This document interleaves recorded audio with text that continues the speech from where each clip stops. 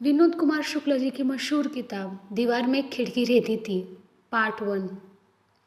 हाथी आगे आगे निकल जाता था और पीछे हाथी की खाली जगह छूटती जाती थी। आज की सुबह थी। सूर्योदय पूर्व की दिशा में था। दिशा वही रही आई थी, बदली नहीं थी। ऐसा नहीं था कि सूर्य धोखे से निकलता था। उसके निकलने पर सबको विश्वास था। किसी दिन सूर्य बादलों में छुपा हुआ निकला होता, पर निकला होता जरूर होता था। उसका उदय, उसका अस्त सत्य था। सूर्य के उदय होने के प्रमाण की तरह दिन था, सूर्यास्त के प्रमाण की तरह रात हो जाती थी। अभी रात काली थी। रात के काले में सब काला दिखता था। दिन ऐसा पारदर्शी गोरा था जिसमें जो जिस रंग का था वह रंग साफ दिखता था। रघुवर प्रसाद का रंग काला था। बचपन में सुबह उठने पर उन्हें लगता था कि रात उनके शरीर में लगी रह गई। हाथ मुंह धोकर फिर नहाकर वह कुछ साफ और तरोताज़ा हो सकेंगे। बीच बीच में महीनों सुबह उठने पर ऐसा लगना छूट जाता था। ऐसा नहीं था कि उन दिनों चांदनी रात रही हो। महीनों चांदनी रात नहीं होती थी। बरस भर उजली रात नहीं होती थी। अगर 2-3 बरस चांदनी रात होती तो उनका रंग उतना काला नहीं होता। रघुवर प्रसाद का रंग इतना काला नहीं था कि उनकी मूछ उनके शरीर के रंग से मिली जुली होकर स्पष्ट नहीं दिखती हो। रघुवीर प्रसाद 22-23 बरस के थे, काले रंग के, बाद भी और फिर भी काली हो। बड़ी बड़ी काली आंखों के कारण वे सुंदर लगते थे।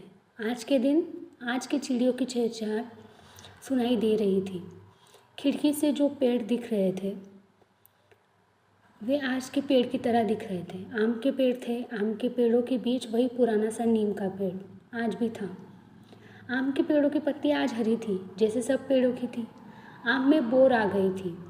पेड़ बोर से लदे थे। बोर का गंध सांस खींचने के मन की चक्कर ला जाता था। पेड़ों में इतनी बोर लगी थी, जितनी बोर निकलनी थी सब निकल गई। जिन्हें अगले वर्ष निकलना था, धोखे से सब इसी वर्ष निकल आई थी। खिड़की से पड़ोस की 6-7 साल की लड़कियां झाँक कर कहा, एक आम का बोर तोड़ दो। लड़की खिड़की से नीचे रखी ईंटों पर खड़ी थी। रघुवर प्रसाद के कमरे में झाँकने के लिए पड़ोस के छोटे छोटे बच्चों की वहाँ ईंटें जमाई थी, जो बहुत छोटे बच्चे थे। तब भी झाँक नहीं पाते थे। काहे के लिए? पूजा के लिए।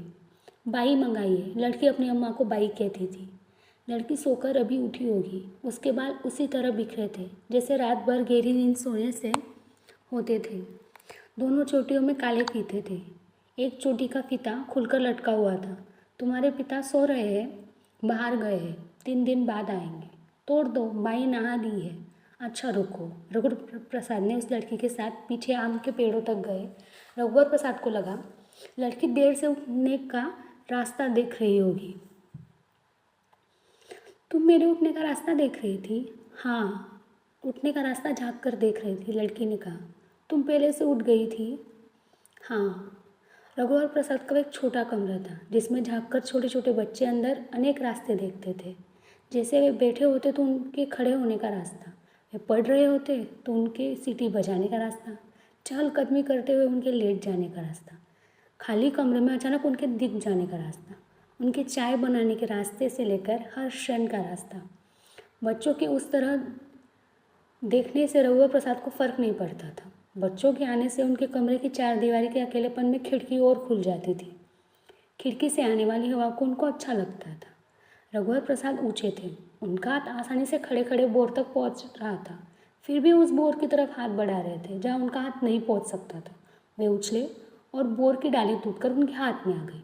पर एक आग भी उन्होंने नीचे बैठ गए। क्या हुआ? लड़की ने पूछा। बोर का फूल झरकर मेरे आँख में चला गया। फूका मार दूँ? रघुवर प्रसाद ने कुछ नहीं कहा।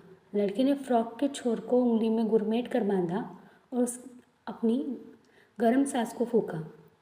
फिर रघुवर प्रसाद के बिल्कुल पास जाकर सास के गर्म फ्रॉक से बांधे छोर को आँख पर रखा। ऐसा 2-3 बार किया। बस ठीक हो गया, रघुवर प्रसाद ने कहा। उनकी आँख लाल हो गई थी, आंसू आ गए थे। ठीक हो गया? लड़की ने पूछा। हाँ, उन्होंने कहा। रघुवर प्रसाद के हाथ से बोर की डाली लेकर लड़की भाग गई। लौटते समय रघुवर प्रसाद को एक जगह 2 ईंटें दिखाई दी। ईंटें मिट्टी से सनी थी। हाथों में एक एक ईंट उठाई रघुवर प्रसाद पीछे की खिड़की की तरफ गए। खिड़की के नीचे बच्चों ने ईंटें ठीक से जमाई नहीं थी। आधी ईंट उठाते बनी होगी इसलिए, आधी ईंटें अधिक थी। किनारे की ईंट की छोर पर पैर पड़ता तो ईंट पलट जाती और बच्चे गिर जाते। ईंटों को उन्होंने जमाया। ईंट के चौरस पर खड़े होकर उन्होंने कमरे में झांका कि वे कमरे में नहीं थे। छोटे बच्चों के लिए तब भी नीचे होगा। वे ढूंढकर 2 ईंट और लाए। कमरे में आकर रघुवर प्रसाद को अपनी शादी का निमंत्रण पत्र पढ़ने का मन हुआ। शादी हुए 12 दिन हो गए थे। निमंत्रण पत्र खटिया के नीचे पेटी में था। पेटी निकालने के लिए वे नीचे झुके। उन्होंने सुना ग में छोटी ऊ की मात्रा गुड़िया। खिड़की की तरफ उन्होंने देखा। एक बच्चा और बच्ची दोनों ऊंचाई बराबर थी। खिड़की के नीचे की चौखट तक दोनों की ठड्डी थी। रघुवर प्रसाद ने उन्हें देखा तो दोनों मुस्कुराए। फिर दोनों हंसने लगे। उनकी हंसी सुनकर नीचे बैठी गुड़िया नाम की लड़की खड़ी हो गई। रघुवर प्रसाद ने उसे देखकर कहा, ब में छोटी ऊ की मात्रा बुढ़िया नहीं, ग में छोटी ऊ की मात्रा गुड़िया नहीं, ब में छोटी ऊ की मात्रा बुढ़िया। अच्छा, अब तुम लोग जाओ। तभी तीनों बच्चे खिड़की से गायब हो गए। रघुवर प्रसाद को लग रहा था कि पिता छोटू के साथ पत्नी को विदा कराकर गाँव लिवा लाए होंगे। 1-2 दिन में यहाँ आ जाए। शादी के 3 दिन बाद पत्नी मायके चली गई थी। पिता ने पत्नी के जाने के 6 दिन बाद रघुवर प्रसाद से विदा कराने के लिए कहा था। विभागाध्यक्ष ने छुट्टी देने से मना कर दिया था। रघुवर प्रसाद एक निजी महाविद्यालय के व्याख्याता थे। 800 रुपये मिलते थे। महाविद्यालय इस 70,000 की आबादी वाली बस्ती से 8 किलोमीटर दूर था। इस बस्ती के सब एक तरफ के आखिरी मकान लगे हुए थे खेत में। बीच की बस्ती सबसे पुरानी थी। सभी आखिरी मकान बाद में बने हुए थे।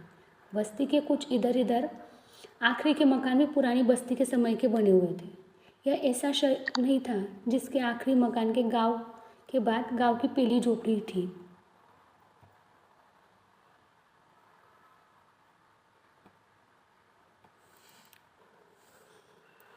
राष्ट्रीय राजमार्ग नंबर 6 पर 8 किलोमीटर तक फैले खेतों के बाद सबसे नज़दीक जोरा गांव था।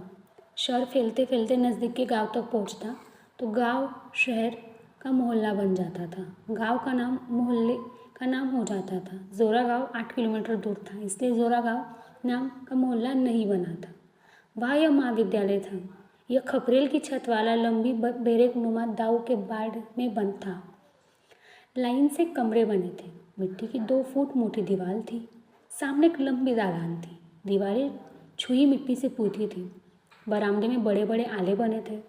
महाविद्यालय राष्ट्रीय राजमार्ग नंबर 6 पर था, इसलिए ट्रकें, टेम्पो, बसें आया जाया करती थी। महाविद्यालय के सामने 3-4 गाड़ियाँ खड़ी थी। 2-1 बैलगाड़ियों में बैल जुते होते। जमीन से टिकी बैलगाड़ियों के खुले बैल घास चरते हुए इधर उधर घूमते रहते। रघुवर प्रसाद महाविद्यालय जाने के लिए आधा घंटा पहले राष्ट्रीय राजमार्ग पर खड़े हो जाते। उन्हें आजकल 3-4 दिन से महाविद्यालय की ओर जाता हुआ एक हाथी दिखाई देता था। लौटते समय भी 1-2 बार दिखता था। तब हाथी की पीठ पर पेड़ की डाल लगी होती, जब हाथी इसे खुद सूंड से तोड़ता होगा। दाढ़ी और बड़े बालों वाला एक सुंदर युवा हाथी पर बैठा रहता। साधु का रंग गेहुआ था। हाथी के माथे, सूंड और कान के कुछ हिस्से में की ख्याल ललाई ली हुई थी। उसमें काले चीटे सुंदर लगते थे। हाथी युवा होगा, खूबसूरत था, काला हाथी था। रघुवर प्रसाद के मन ही मन अपने एक हाथ को आगे बढ़ाकर जाते हुए हाथी के रंग से अपने रंग की तुलना की। हाथी की तुलना में उनका रंग साफ था। कभी कभी दिख गए काले सावले मनुष्यों के पश्चात किसी एक दिन पेड़ों से उन्होंने तुलना की होगी कि आम के पेड़ के शरीर का रंग बी के पेड़ के शरीर के रंग से बहुत काला था।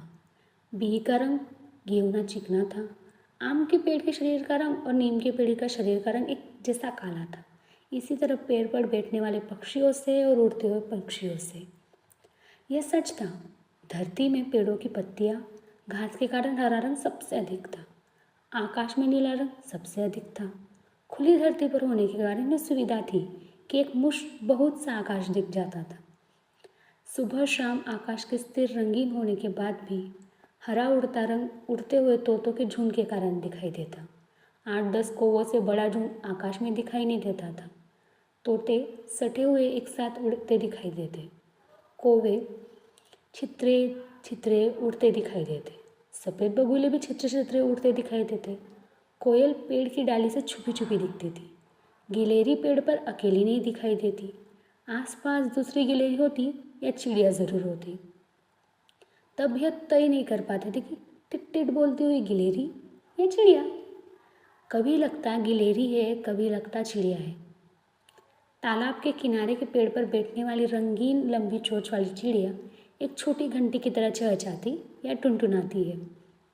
रघुवर प्रसाद ऑटो का इंतज़ार करते हुए जब देर हो जाती, सामने से हाथी निकल रहा होता, तब उनका मन होता हाथी पर बैठकर महाविद्यालय जाते। हाथी पर बैठे साधु की नज़र रघुवर प्रसाद पर पड़ती थी। रघुवर प्रसाद कहते, मुझे ले चलोगे? तो हो सकता साधु हाथी रोक लेता। साधु नहीं रोकता तो हाथी खुद रुक जाता। रघुवर प्रसाद जहाँ ऑटो के लिए खड़े होते थे, वह चाय की एक टिप्परिया दुकान थी, एक पान का ठेला था, साइकिल पंचर सुधारने की दुकान थी, एक दुकान के सामने गंदला पानी भरा घमेला था और वहाँ रिमझिम जकड़ने के स्टैंड से एक पंप टिका हुआ था। चाय और पान की दुकान के सामने ज़मीन पर धसी हुई लकड़ी की 2 बेंचें थी। बेंच इतनी प्राकृतिक थी कि लगता था कि पेड़ पर बेंच की तरह ही उगी थी और काटकर इनके पायों को ज़मीन पर गाड़ दिया गया। रघुवर प्रसाद ऑटो का रास्ता देख रहे थे। दूर से रघुवर प्रसाद ने हाथी को आते देखा। रघुवर प्रसाद को लगा या खड़ा होने से जैसे 4 ताड़ के पेड़ दिखाई देते, उसी तरह या खड़ा होने से हाथी भी दिखाई देता। फर्क इतना था कि ताड़ के पेड़ वही खड़े होते जबकि हाथी दिखाई देता था। आता हुआ हाथी सामने रुक गया। आता हुआ हाथी सामने रुक गया। साधु हाथी की पीठ पर बंधी रस्सी के सहारे उतरा। रघुवर प्रसाद को लगा साधु पान की दुकान से तंबाकू चूना लेने आया या चाय की दुकान पर चाय पीने। वह साइकिल की दुकान नहीं जाएगा। ऐसा नहीं था कि हाथी के पैर की हवा निकल गई हो, हवा भरवाने की उसकी मंशा नहीं होगी। साधु तंबाकू मलता हुआ रघुवर प्रसाद के पास खड़ा हुआ। धीरे से उसने पूछा, ऑटो नहीं मिली? नहीं मिली, रघुवर प्रसाद ने धीरे से कहा। हाथी पर बैठेंगे? महाविद्यालय जाना है ना?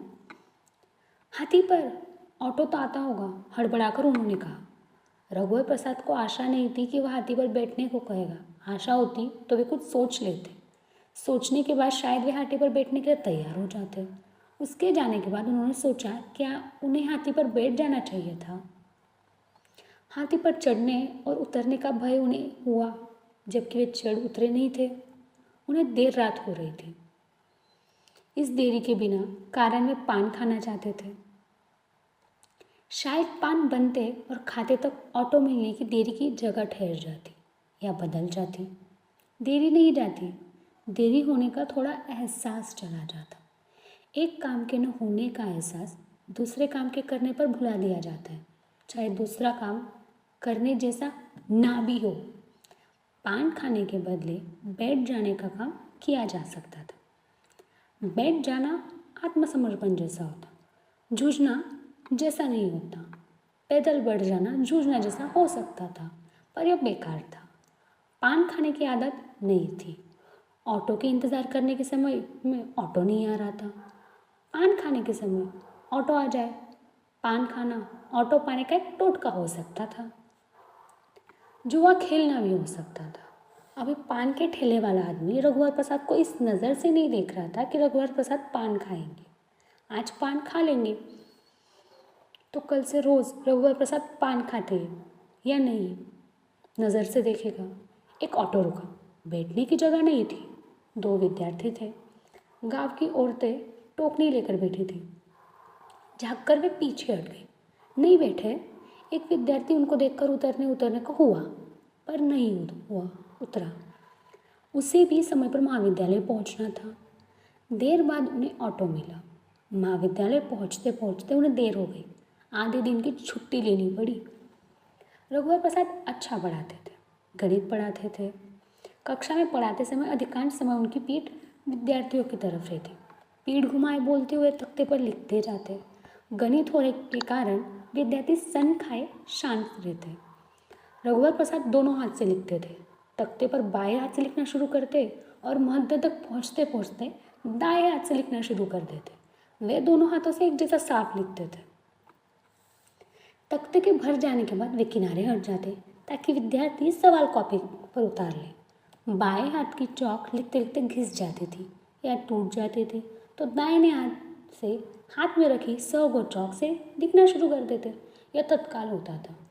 बाएं हाथ के बाद दाहिने हाथ से उनका लिखना इस तरह होता था कि हाथ का बदलना पता ही नहीं चलता था। नए विद्यार्थियों को तब पता चलता था जब वे पुराने हो जाते थे, और पुराने विद्यार्थी इतने आजी हो जाते थे कि नए को बतलाना भूल जाते थे। विभागाध्यक्षों को भी बहुत बाद में पता चला था कि रघुवर प्रसाद दोनों हाथों से लिखते थे, जबकि वे उनको बाएं और दाहिने हाथ से लिखता हुआ कई बार देख चुके थे। जब वे रघुवर प्रसाद को बाएं हाथ से लिखता हुआ देखते तो उसे ही सत्य समझते थे कि रघुवर प्रसाद देरी हाथ है। जब दाहिने हाथ से लिखना देखते तो उनको यही हमेशा सत्य लगता। पहले का सत्य वे भूल जाते। दरअसल रघुवर प्रसाद के दोनों दाहिने हाथ थे।